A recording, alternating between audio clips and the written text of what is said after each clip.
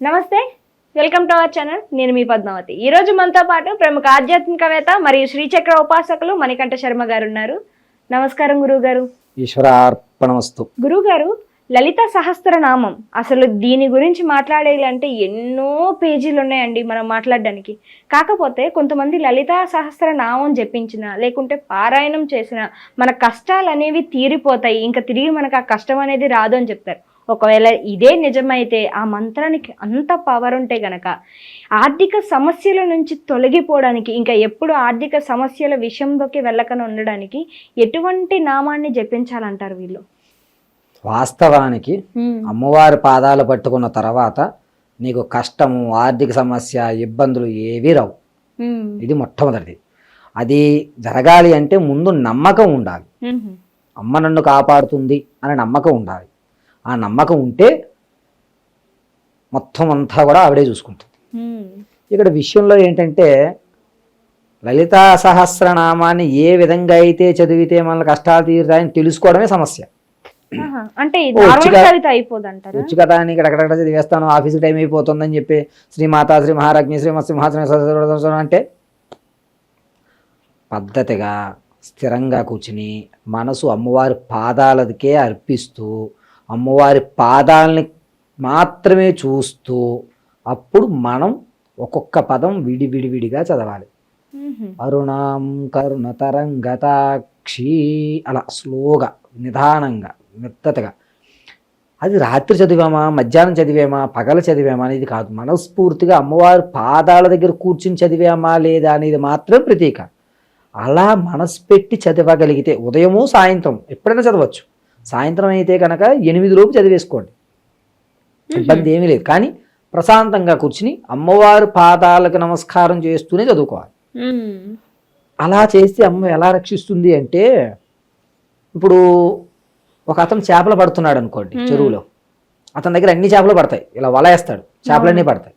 కానీ కొన్ని చేపలు ఎప్పటికీ ఆ వలలు పట్టేవాడికి దొరకవు. ఎక్కడ చేపలు తెలుసా? అతని పాదాల దగ్గర కొన్ని చేపలు ఉంటాయి.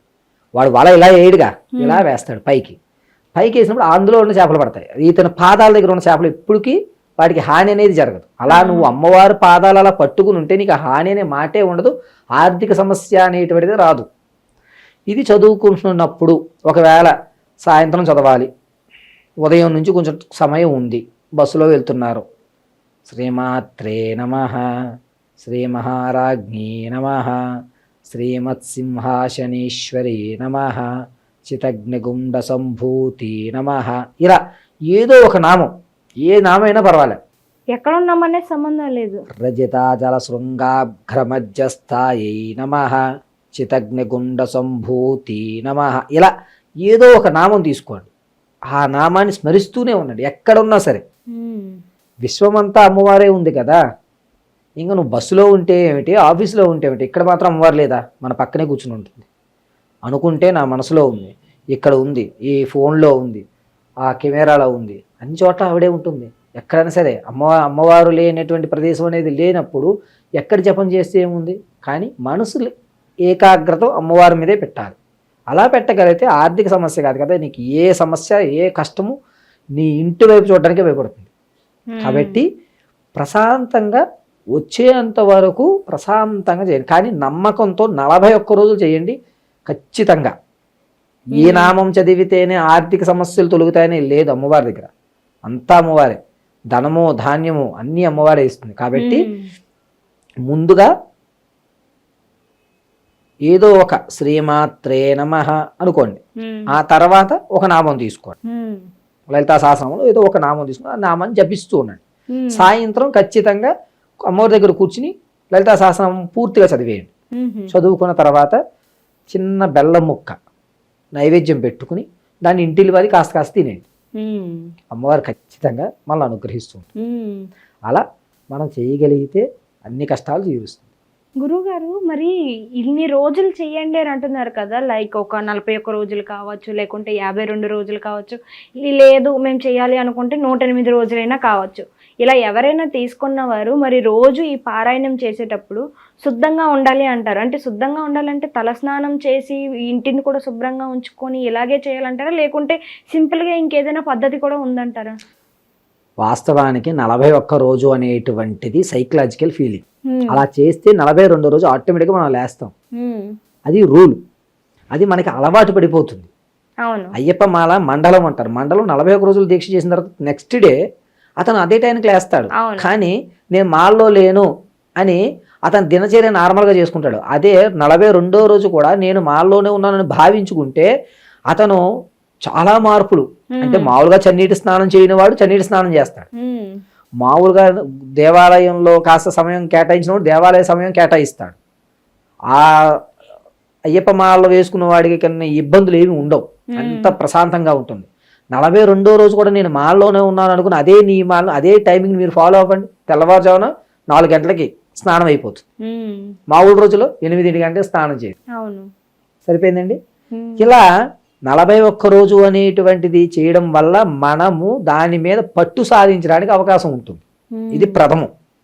రెండోది సంకల్పము. అంటే ఇప్పుడు మనం 10th క్లాస్ చదువుతాం అనుకోండి, 1 year ఆ 10th క్లాస్ సబ్జెక్ట్స్ రాసేస్తాం. ఎగ్జామ్స్ రాసేసిన తర్వాత మళ్ళీ 10th బుక్స్ తీయం, ఇంటర్మీడియట్ బుక్స్ తీసుకుంటాం. అంటే మన స్టేజ్ పెరుగుతుంది.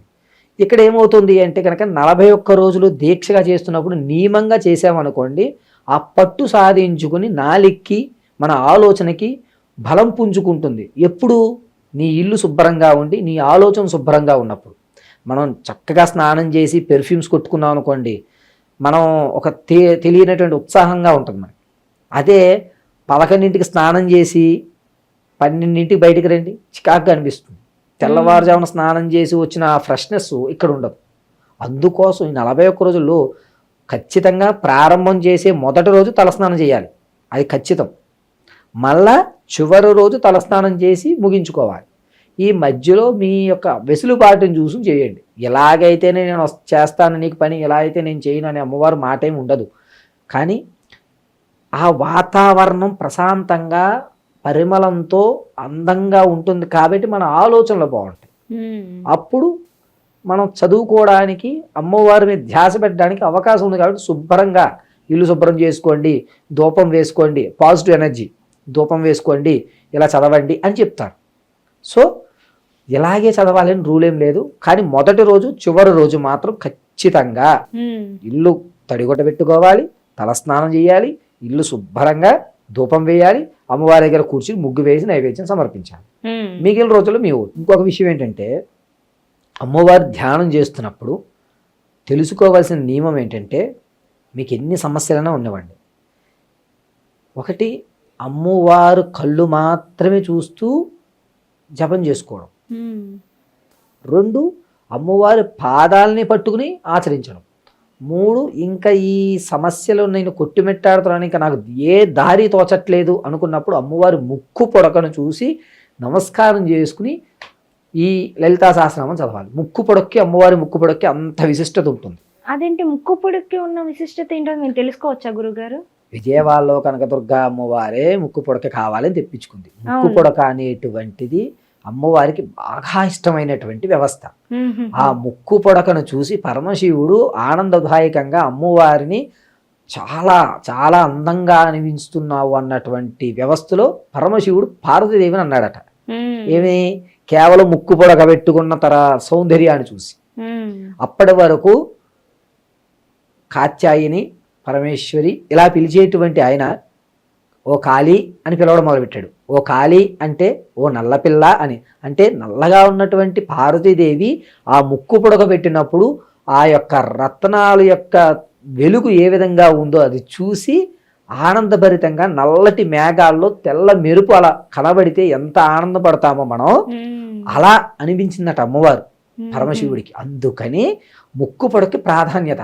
ఇప్పుడు కలియుగాంతంలో కూడా అమ్మవారి ముక్కు పొడక దగ్గరికి నీళ్ళు వస్తే ఆ ముక్కు పొడక అంత విశిష్టత ఉంటుంది. కాబట్టి అమ్మవారు ఏ సమస్యనా ఉండవండి, అది ఆర్థికమా, ఆరోగ్యమా, లేకపోతే కోర్టు వ్యవహారమా, ఏ విషయమైనా సరే ముక్కు పొడకను చూసి నమస్కారం చేసి లలితా సహస్రనామం చదవగలిగితే ఖచ్చితంగా 100కి 100% నిజంగా గురువు గారు చాలా చక్కగా వివరించారు. మేము ఏదైతే లలిత సహస్రనామానికి సంబంధించి ఎవరెవరికి ఏ అనుమానాలు ఉంటాయో కూడా చాలా చక్కగా వివరించారు. ధన్యవాదాలు గురువు గారు. అమ్మవారి అనుగ్రహం, పరమేశ్వర అర్పణం.